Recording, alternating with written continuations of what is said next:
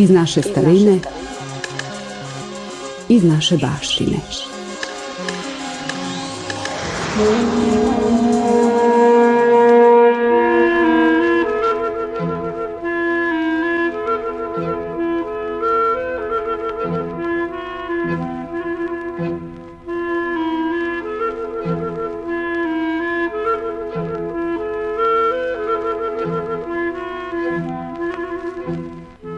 Poznato je, poštovani slušaoci, da je knjaz Miloš bio veoma preke naravi i da mu se smelo obraćati vrlo oprezno i s merom.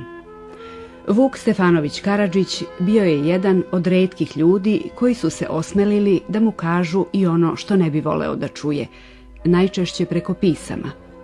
Jedno takvo pismo danas i vama stavljamo na uvid. Vaša svetlosti, premilostivi gospodaru. Svaki čovek želi znati šta drugi ljudi o njemu misle i govore. Vladaocima i upraviteljima naroda to je osobito nužno. Zato nebrojeno blago troše da bi to doznali. A opominjem se da ste i vaša svetlost preko magistrata Naije i varoši Beogradske za vreme moga prezidentstva u njemu direktoru Beogradske policije Cvetku Rajoviću za osobitu dužnost preporučili da vam javlja one ljude za koje bi doznao da su nezadovoljni sa vladanjem vaše svetlosti. Ovo sve daje mi slobodu da vaše svetlosti prepokorno javim glavne tamošnje nezadovoljnike vašega vladanja i da vam ispovedim moje misli o tome, nadajući se da vam za sad ničim bolje ne mogu pokazati znake moje blagodarnosti i privrženosti.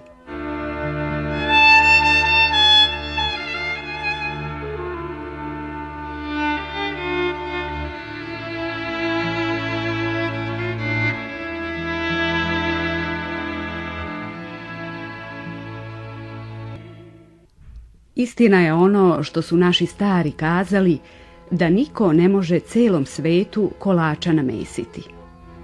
Ali s današnjim vladanjem vaše svetlosti gotovo bi se u skupu moglo reći da niko tamo nije zadovoljan.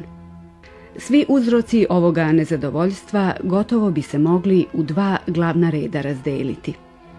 Ili su ljudi nezadovoljni zato što ne samo što ne mogu prema svome mogućstvu po svojoj volji živeti, nego što niko nije siguran ni sa svojim životom, ni s poštovanjem, niti je gospodar od svoga bogodanoga i s pravdom i s trudom stečenoga imanja.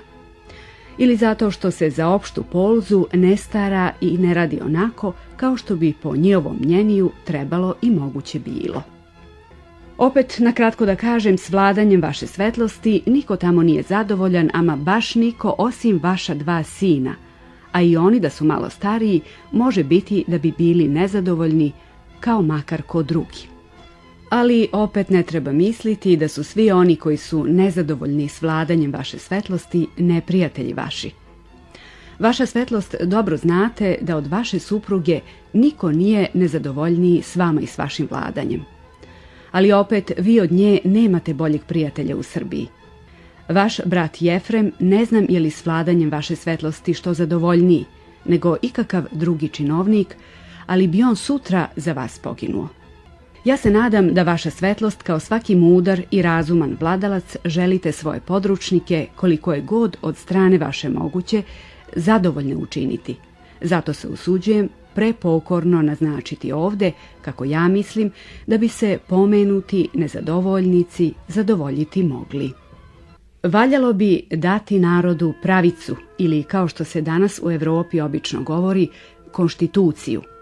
Ja ovdje ne mislim konštituciju francusku ili anglijsku ili novu grčku, nego otprilike da se odredi način praviteljstva i praviteljstvo da se postavi.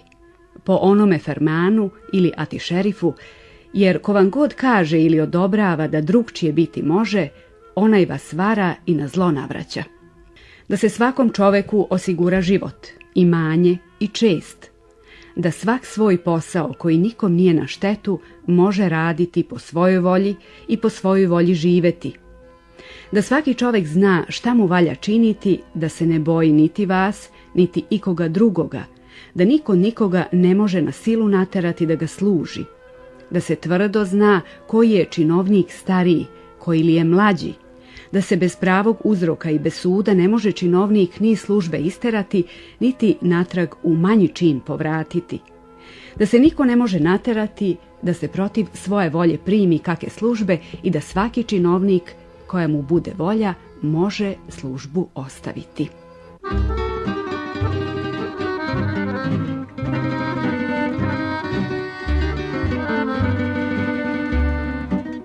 Može ko reći da će vaša svetlost s tim što izgubiti, što ćete praviteljstvo postaviti i narodu pristojnu pravicu dati. A ja mislim da ne samo što nećete ništa izgubiti, nego da ćete vi dobiti više nego iko drugi. Kad svaki čovek u narodu bude siguran sa svojim životom, s imanjem i češću, onda ćete samo i vi biti sigurni s vašim životom, s vašim imanjem i s vašom češću. Pa ne samo vi za života, nego i vaša deca nakon vas. A dokle god vi imate vlast svakoga po svojoj volji bez ikakva uzroka pogubiti, uzeti mu sve što ima ili makar što od njegova imanja i osramotiti ga, dotle i narod ima pravo kako mu bude moguće činiti od vas i od vaše dece šta mu je volja. U ovakim događajima niti se treba uzdati u sultanov berat, ni u one narodne akte i zakletve, a još manje u momke i u soldate i u gardu.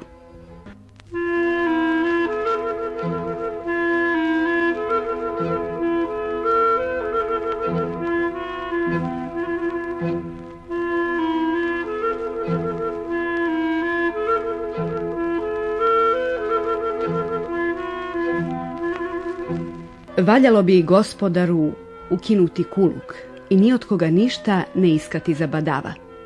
Kako god što se u istoriji spominje da su negda Srbi od Niša i od Smedereva išli u Edrene i u Carigrad te sultanu kosili seno, tako će se spominjati da su ljudi Užičke i Sokotske naije dolazili te kosili vaše svetlosti oko Kragujevca i oko Beograda i da su kragujevački, beogradski i požarevački trgovci i majstori morali zatvorati svoje dućane, pa sa svojim kalfama i šegrtima i sa svima ostalim kućanima ići te kupiti seno vašoj svetlosti. Valjalo bi gospodaru urediti škole. Po mome mnjenju, Srbija danas ni u čemu nema veći nedostatak, ni veću nuždu i potrebu, nego u ljudima sposobnim za narodne službe. Zato sam ja 1820. godine najviše radi toga iz Beča u Srbiju došao, da bi se ljudi za službu prepravilo. Ja sam predlagao, kao što je vašoj svetlosti vrlo dobro poznato, da skupimo po narodu izabrane momčadi od 15 do 20 godina koji znadu pomalo čitati i pisati, pa s njima da se počne velika škola u kojoj bi 3 pametna i sposobna učitelja za 3 godine predavali opštu istoriju ovoga sveta, geografiju, statistiku, srpsku gramatiku, malo veći računa, malo retorike, malo o zakonima, malo logike, malo istorije jestastvene, malo fizike i tako dalje. Tako da bi ona momčad posle 3 godine bila sposobnija za svaku službu u Srbiji od mnogoga koji je u Pešti svršio 12 škola. Da učeni ljudi bune dižu protiv praviteljstva. Toga se nimalo ne treba bojati, ni zato škole prezirati i njihovu uredbu odlagati. Ja mislim da se učeni koji moraju biti dobri ljudi, mudroj i pravednoj vlasti najradije pokoravaju, jer oni znadu da društvo ljudsko bez vlasti biti ne može i da svi ljudi ne mogu biti ni carevi, ni kraljevi, ni knezovi, ni činovnici, ni bogati, a na nepravednu vlast ustaju i najprostiji ljudi. Kad valja da je svakom čoveku slobodno svoje privatne poslove po svojoj volji raditi, tako bi se moglo reći da je vašoj svetlosti sa svojim novcima slobodno trgovati. No budući da trgovanje vaše svetlosti može drugim ljudima, a osobito trgovcima, biti na štetu ili samo može dati povod da ljudi o vama zlo misle i govore, zato bi ja rekao da vaša svetlost ne trgujete ničim nikako, ni sami, niti i s kim u ortakluku. Vašoj je svetlosti dobro poznato da se Mladenu ništa nije tako za zlo primalo kao trgovanje i ortakovanje. A koliko se god onda za Mladena govorilo, još se više sad govori za vašu svetlost. Pa svetina kad jedanput uzme uk, ne govori samo ono što jest, nego dodaje i što nije. Tako se, na primjer, i tamo i ovamo govori da ste vaša svetlost sebe i svoje trgovine radi, a na očevidnu propast sviju ostali trgovaca i na štetu samoga naroda izdali i ponavljali onu zapovest. Da niko trgovcu ništa ne da na veresiju i ko bi mu dao da mu nema suda. Jer ljudi vele, samo ortaci vaše svetlosti mogu svagda za gotove novce kupovati, a drugi trgovci bez veresije niti su kad trgovali, niti mogu trgovati.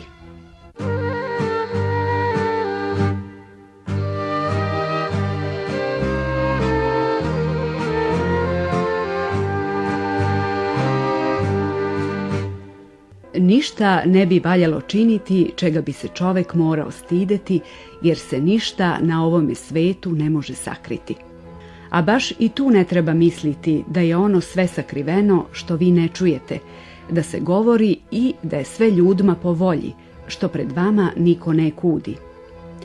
Ja sam dosta puta očima gledao i ušima slušao kako se vaši mlađi za vama podsmevaju onim poslovima vašim koje pred vama odobravaju i fale. U zemljama gde se malo slobodnije može govoriti, vladaoci lakše mogu doznati šta narod misli i govori, ali gde niko istine ni svoga pravog mnjenija javno pokazati ne sme, onde ne samo što je teško doznati šta ljudi misle i govore, nego se još tovari na vladaoca pored onoga što je učinio i drugo mnogo koješta što nije učinio. Dobro je znati šta ljudi misle i govore, ali ne treba svakoga goniti koji što protivno rekne, a osobito ako ljudi po nesreći imaju pravo. Kao što obično svaki čovek misli da je ono sve pravo i dobro što on za takovo nalazi, tako se i ja nadam da je ovo moje mnjenje istinito i da bi ga, ako ne od reči do reči, a ono barem uzevši u skupu jedno s drugim, odobrili svi pametni ljudi koji upravo poznaju ono o čemu se govori.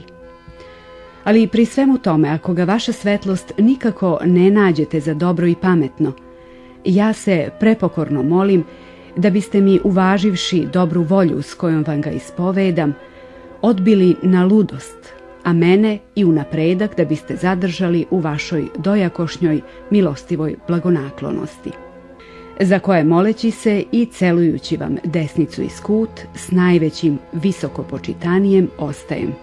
Vaše svetlosti prepokorni sluga Vuk Stefanović Karadžić. U Zemunu 12. aprilija 832. Našoj baštini, poštovani slušalci, pripada i ovo istorijsko pismo Vuka Karadžića knezu Milošu. Želeli smo da ga i vama danas stavimo na uvid.